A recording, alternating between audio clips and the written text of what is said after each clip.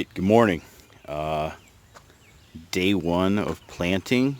Everything's pretty much all set for today to at least start on this side of the plot. And we received notification last week that we have the other side too. So we have a double plot plus whatever we really want to use on this other side of the fence too, as well as probably where the bees will go, because that's the city lot and nobody's doing anything with it. So we have a fairly large area this year, double the size from last year. May have mentioned that last time.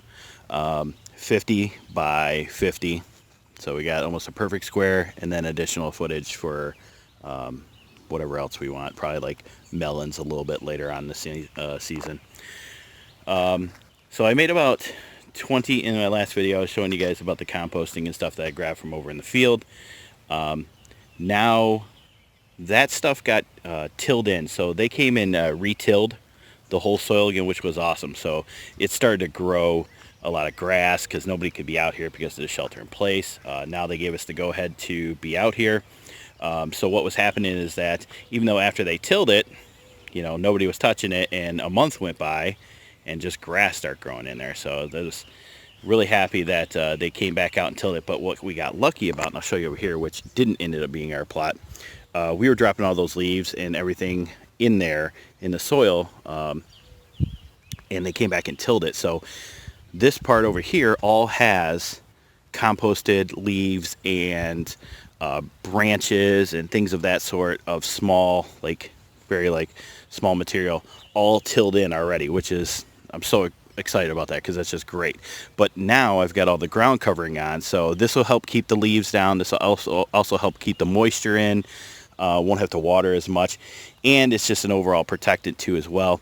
It'll add nutrients to the soil because of what it is, basically like black gold, most of it.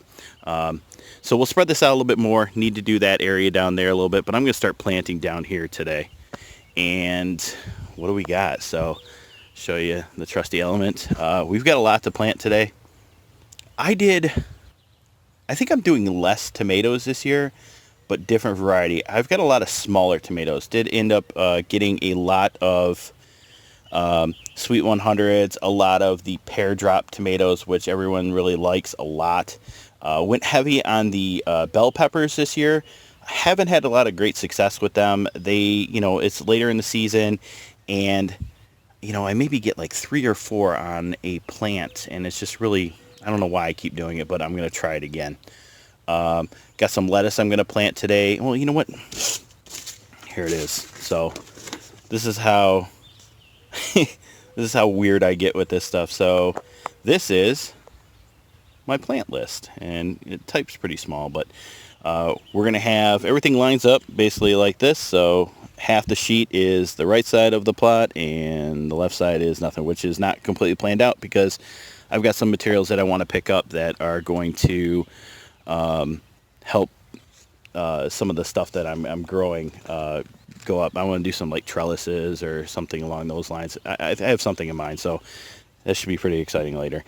So row one's going to be all San Marzanos with a couple of black cherries down at the end, and then next row is going to be yellow pear pretty much all the way down, and then we're going to go with Sweet 100s all the way down. And I've got this Valencia tomato that's a small to a medium-sized tomato, so that should be interesting too as well. I've never grown one of those. And then the next 2 rows are going to be all zucchini. So I've got 12 zucchini plants, maybe more than that. So one of the things we ran out of last year, because we did lose some plants, was probably the biggest thing to like the squash bugs and things of that sort. I got to figure out a way to protect from these a little bit better this year, because I do know that they're in the soil and they are around here. All the zucchini plants are going to go in, and then we're going to start doing cukes all the way in the back row, all the way down, and they're all going to be like the burpless beauty, so the longer cucumbers, some of the seedless that are out there, the, Market More 76 are going to be in there. And then at the far end where there's no ground covering yet, we are going to be doing, that's where the peppers are going to be going in. I'm going to put all the bell peppers in there. And then some jalapeno or jalapenos, however you love to pronounce that.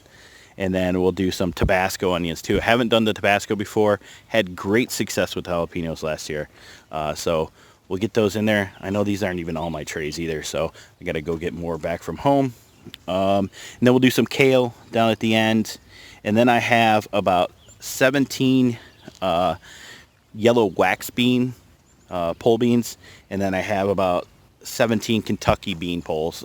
So that's where, if you watch my videos last year, I had that kind of that pyramid. I had a couple of those pyramids pallets. So I might put those up again. What I want to do though is face them in the other direction, because last year I did them wrong. I faced them I did them east and west, which really blocked the sun from getting in there on the other side of them. So what we'll do is go, what direction am I talking about?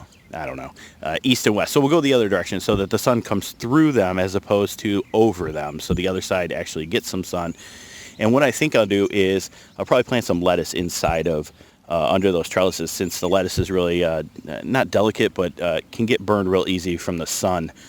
So give them a little bit of cover throughout the day, and hopefully that works. Other than that, I'll tell you a little bit more about this list later when I jump back in, because I think it's really interesting to plan your garden. And this is a free piece of online software, and there is a little trick to it because there is a pay part of it, but there are ways to avoid it. So I'm not going to say to avoid it, but if you use it and want to use it every year, pay the couple dollars a month or year, whatever it is. But they do let you do a free trial, and we'll talk about that a little bit later. I'll show you how all that program works. We'll catch you in a little bit. We'll show you dropping some. We'll drop some stuff in the ground. Later, guys. All right, back real quick here for an update. Have first row in, second row in, third row in, almost up into the point where we're going to put the peppers out close to the next edge. So what do we have? Sweet 100s all the way up. We have yellow pear tomatoes all the way up, except for the one, which is a indigo sun, or I'm sorry, indigo, what is that? Indigo rose? Yeah, so a dark tomato. Real interesting tomato too as well. And then we have San Marzano all the way down to the end, except for the last two, which are black cherry tomatoes. San Marzanos obviously will be used for sauce and canning. Sweet 100s, like I mentioned, yeah, so that's there. So what we'll have is going for the peppers next, and we'll get those all planted, and then far edge we'll put our melons in, hopefully. Not sure how far I'll get today, but we'll stop back in with another update. All right, so we're back. It's later on in the afternoon, and we have can't remember what I videotaped earlier. Most of the rows are done. The first plot is all covered, complete zucchinis all the way down, and we have seedless cucumbers for this, pretty much this whole area. I think I have 8 of them. No, way more than that. 2, 4, 6, 8, 10, 12. And then some muskmelon over there. And tomorrow I'll get the big canopy thing put up. Very far end, lettuce, beets, some carrots. What else did we put over there? I don't know, a couple things. Up front, which I'll take you around the other way tomorrow, but Tabasco,